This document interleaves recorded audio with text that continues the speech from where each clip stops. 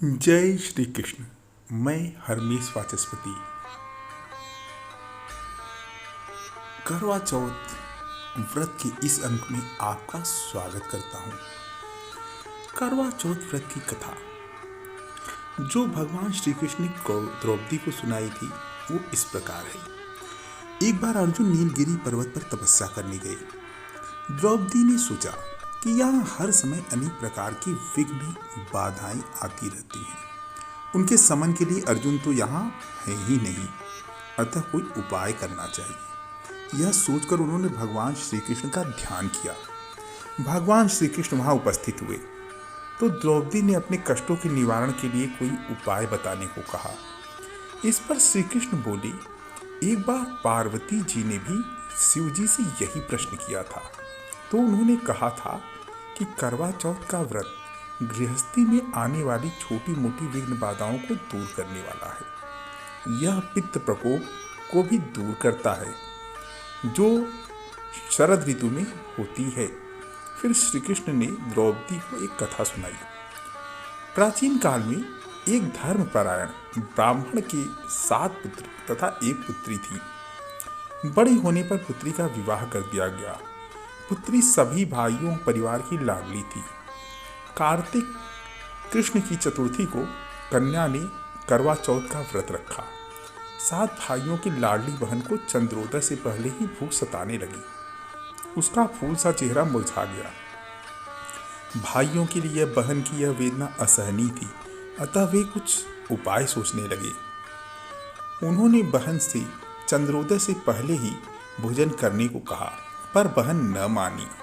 तब भाइयों ने स्नेहवश पीपल के वृक्ष की आड़ में प्रकाश करके कहा, देखो चंद्रोदय हो गया, उठो अर्घ्य देकर भोजन करो। बहन उठी और चंद्रमा को अर्घ्य देकर भोजन कर लिया।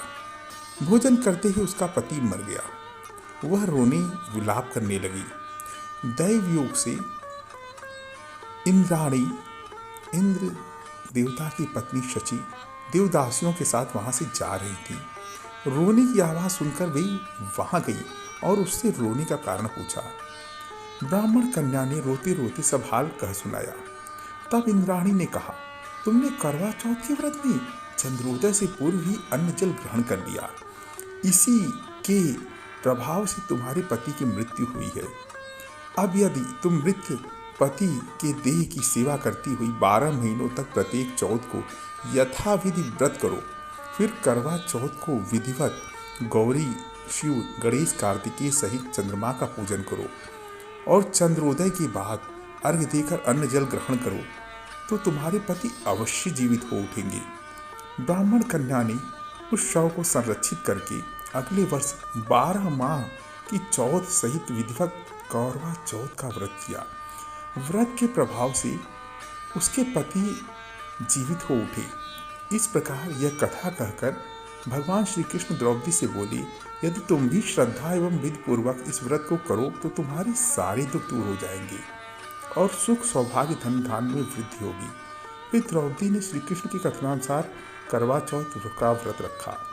उस व्रत के प्रभाव से महाभारत के युद्ध में कौरवों की हार हुई तथा भीषण युद्ध में भी पांडवों को अभयदान मिला तथा पांडव जीवित रहे। जय शिव परिवार, जय श्री कृष्ण।